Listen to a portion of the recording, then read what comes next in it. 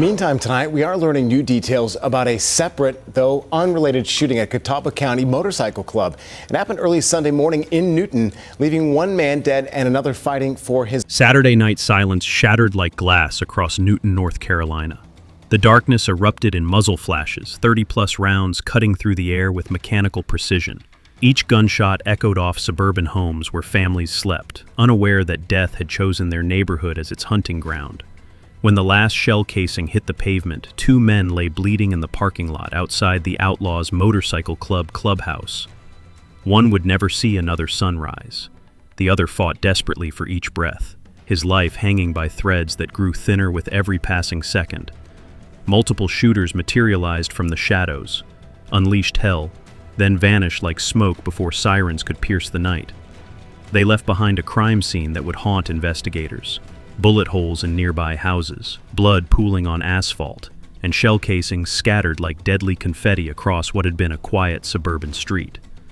Police arrived to find a neighborhood transformed into a war zone. Yellow tape stretched between bullet-scarred trees, witnesses huddled behind curtains, too terrified to speak. The Outlaws clubhouse stood silent, its windows dark, offering no answers to the questions that would consume investigators for months. But this wasn't random violence. This was precision brutality, delivered to one of America's most dangerous motorcycle clubs. A message written in gunpowder and blood. Someone had declared war on the Outlaws in their own territory, and the consequences would ripple far beyond Newton's city limits. Who possessed the audacity to attack one of the world's most feared criminal organizations on their home turf? What drove shooters to risk retaliation from a club that lives by the motto, God forgives, outlaws don't? And why did this quiet North Carolina town become the battlefield for a conflict that would expose the darkest corners of outlaw biker culture? The answers lie buried in a world where loyalty is purchased with blood, where territory is defended through terror, and where the difference between brotherhood and warfare disappears in the thunder of motorcycle engines and the crack of gunfire. Empire of skulls and shadows. Their motto, God forgives, outlaws don't, isn't merchandise slogan or tough guy posturing.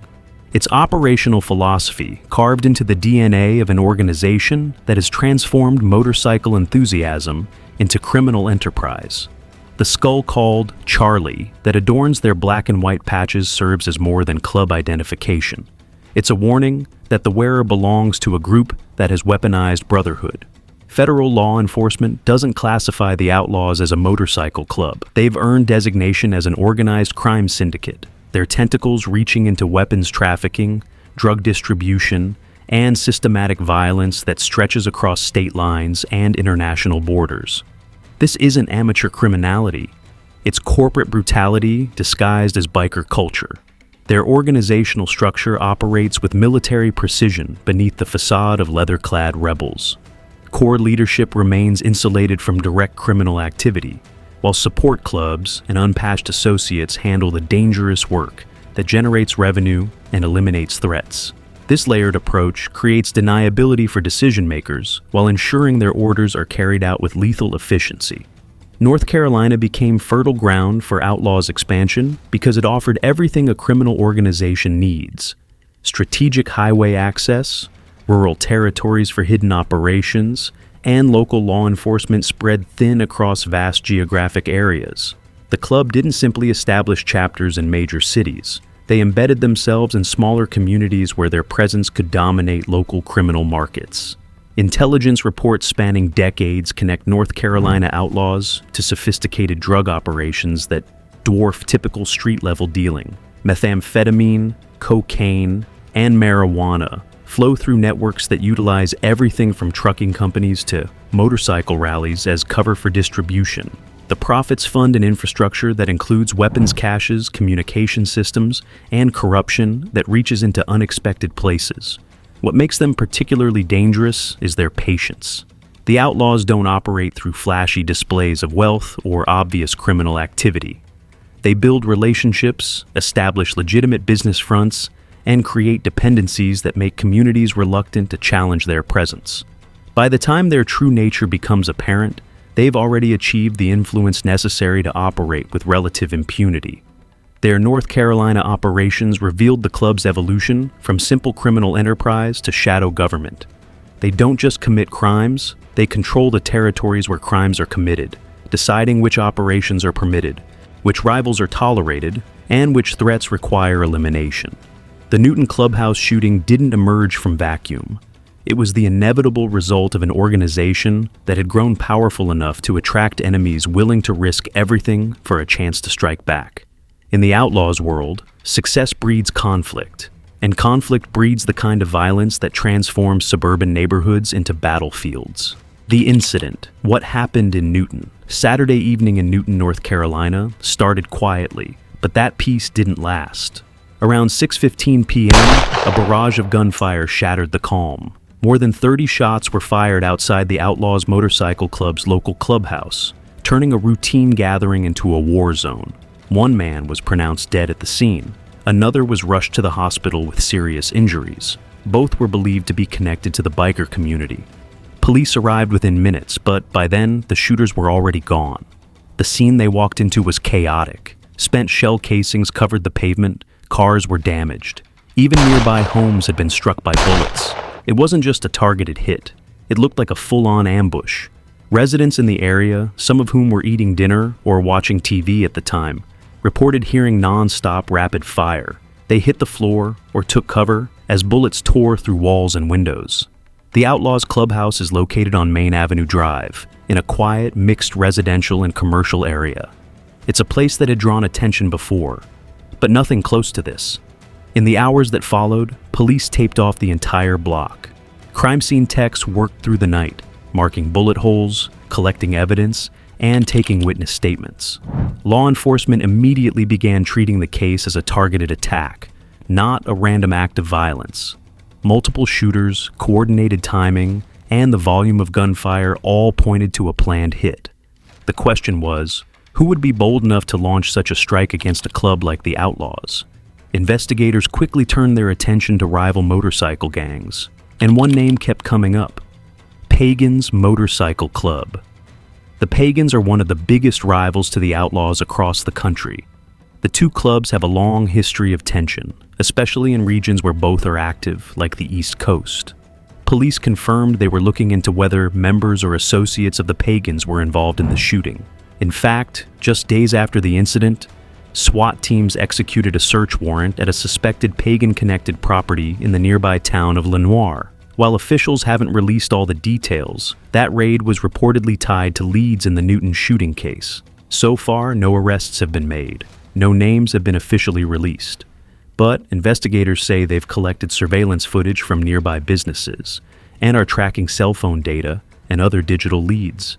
They're also speaking to club insiders and community members who might have seen or heard something before the gunfire broke out. One major challenge in this case: silence. These clubs operate under a strict code. Outsiders don't get information easily, and insiders rarely talk to police.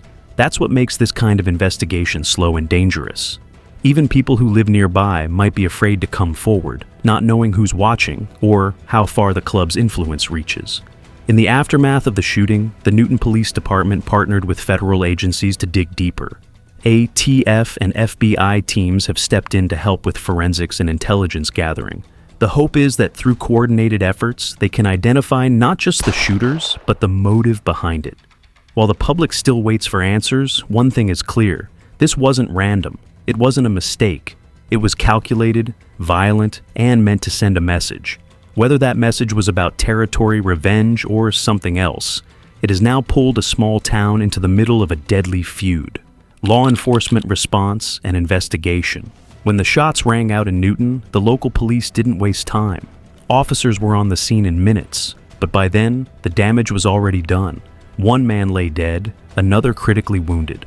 Evidence was everywhere: scattered bullet casings, blood on the pavement, homes hit by stray gunfire. This wasn't just another shooting. It was a calculated attack, and the response had to match the seriousness of the scene. Police quickly locked down the area. Yellow crime scene tapes surrounded the Outlaws Clubhouse and several nearby properties. Detectives went door to door, interviewing neighbors who had ducked for cover during the gunfire. Many said they had heard what sounded like automatic weapons, though police later confirmed only semi-automatic firearms were used. Regardless, the volume of shots was overwhelming. The Newton Police Department immediately escalated the case. The scale and nature of the attack, multiple shooters, high-powered weapons, and possible ties to rival gangs made it clear this wasn't something they could handle alone. Within hours, they brought in state investigators. Federal agents from the ATF, Bureau of Alcohol, Tobacco, Firearms, and Explosives, joined the effort soon after. One of the first moves was to gather surveillance footage. Officers pulled video from nearby businesses, street cameras, and private homes. Investigators hoped to track the suspects' vehicles or identify anyone seen near the clubhouse before or after the shooting. Every second of footage became a puzzle piece. Detectives also collected physical evidence: shell casings, tire marks, and ballistic data. Forensic teams analyzed the bullets to determine the types of guns used and whether they matched weapons linked to other crimes. The number of shooters remains unclear, but police believe it involved at least 3 individuals, likely working in coordination. Within a few days, attention shifted to a possible link with the Pagans Motorcycle Club.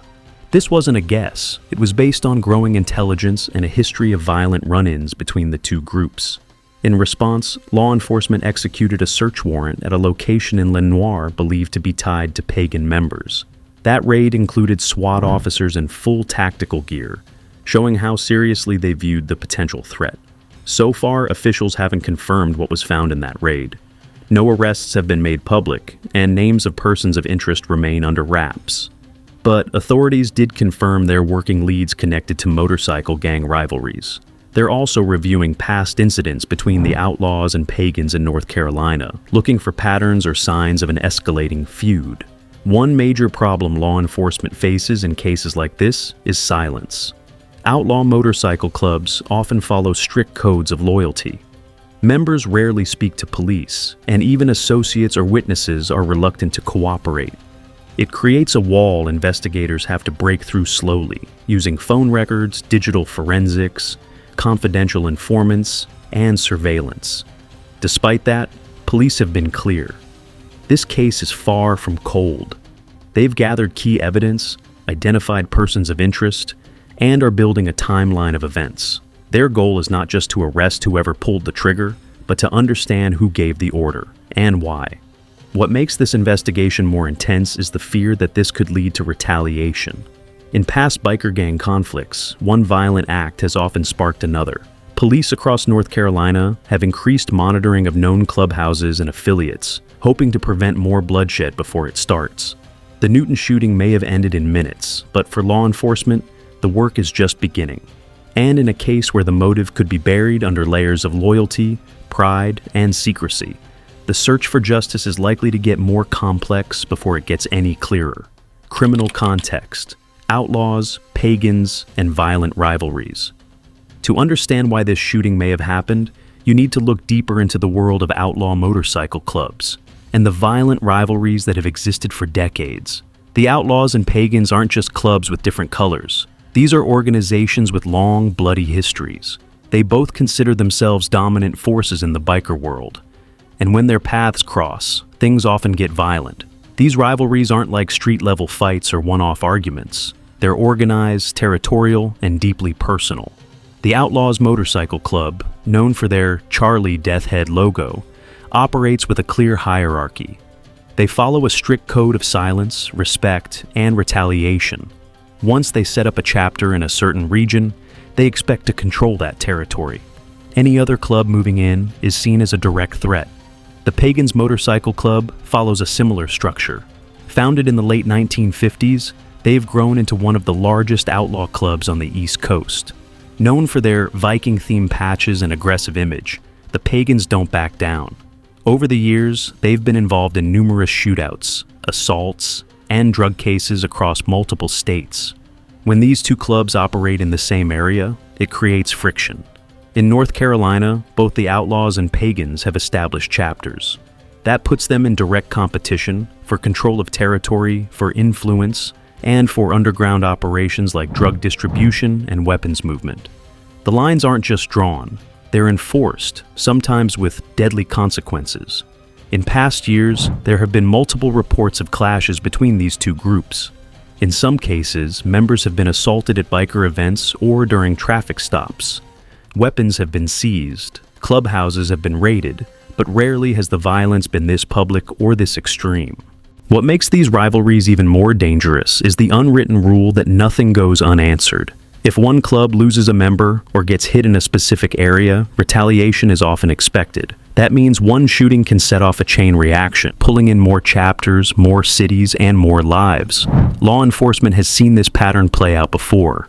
It's part of why federal agents are getting involved in the Newton case. The goal isn't just to solve a murder. It's to stop a cycle of violence that could spread across state lines if left unchecked. But the rivalries aren't just about turf. They're also fueled by pride, history, and the desire to be feared. Both clubs run on loyalty. Once you're patched in, you're expected to defend the club's honor, no matter the cost. That culture of brotherhood, while strong, also breeds an intense form of competition and aggression. Even small events, an argument at a bar, a disrespectful gesture, or wearing colors in the wrong territory can spark something bigger. Investigators now believe the Newton shooting wasn't random. It may have been the result of growing tensions between the outlaws and pagans in this region, or a message meant to show power and dominance. The truth is, most people outside these circles will never fully understand how deep these rivalries go. But when violence erupts in public, the fallout isn't limited to the clubs. It spreads into neighborhoods, businesses, and lives of people who have nothing to do with motorcycles at all. That's why law enforcement treats these cases so seriously. It's not just about outlaw biker culture. It's about the danger it brings when those rivalries turn into open warfare. The victim and casualties. The shooting outside the Outlaws clubhouse didn't just leave bullet holes in buildings. It left real lives shattered. One man was killed that night. He died at the scene before emergency crews could save him. Another man was rushed to the hospital with life-threatening injuries. His current condition hasn't been publicly updated, but early reports confirmed he was in critical care. Authorities haven't officially released the names of the victims. That's standard when investigations are active and families still need time and privacy. But both individuals were believed to have ties to the biker community, possibly members or close associates of the Outlaws chapter in Newton. The sudden burst of violence stunned neighbors, not just because of the sound or speed of it, but because someone had died only steps away from their homes. People who had nothing to do with club rivalries found themselves watching paramedics try to save a life right outside their front doors. It's easy to focus on the gangs and gunfire, but at the center of it all are real people. Someone's son, friend, or brother, caught in a world that runs on loyalty and conflict. As of now, no suspects have been named, and no arrests have been made. Police continue to gather evidence and build their case. The victim's identity, once released, may bring new details about why he was targeted, and whether he was the intended mark or caught in something larger than himself. What's certain is this: one life ended violently, another hangs in the balance, and a quiet town is left to ask why it had to happen at all. What might have motivated the attack? While police haven't released an official motive yet, the type of attack seen in Newton wasn't random. It was precise, targeted, and likely planned. So, what could have led to this kind of violence? One possible motive centers on territory. In the world of outlaw motorcycle clubs, control over certain regions is taken very seriously. That includes who can host events, wear colors, or even ride freely in a specific area. The Outlaws have had a strong presence in North Carolina for years, but the pagans have also been expanding here, leading to clear tension between the two. Law enforcement believes this turf war may be part of the reason for the shooting. In past cases involving both clubs, conflict has sparked over things as small as a rival club, showing up uninvited to an event, or riding through an area claimed by another group. That alone can lead to threats, fights, or worse. Another potential factor is retaliation. Motorcycle club violence often follows a pattern. One side gets hit and the other responds. If someone from one club was hurt or disrespected in a recent event, it could have triggered this shooting as payback. While police haven't confirmed any previous altercations, they are digging into recent confrontations between outlaws and pagans in nearby counties. There's also the possibility that this wasn't just about territory or pride. It could have been tied to money or criminal activity. Both clubs have been linked in the past to drug operations, weapons trafficking, and illegal business dealings. If a deal went bad or a rival group tried to step in, the fallout could turn violent fast. What makes these rivalries even more dangerous is the unwritten rule that nothing goes unanswered. What makes this case more complex is the silence that follows these events. No one talks, especially not insiders. Club members are known to settle their own problems, often without involving police. That's what makes getting to the motive difficult. But law enforcement is tracking digital communications, past arrests, and movement of key figures in both clubs to figure out what may have triggered this attack. Whatever the motive turns out to be, it's clear the shooting was not just spontaneous.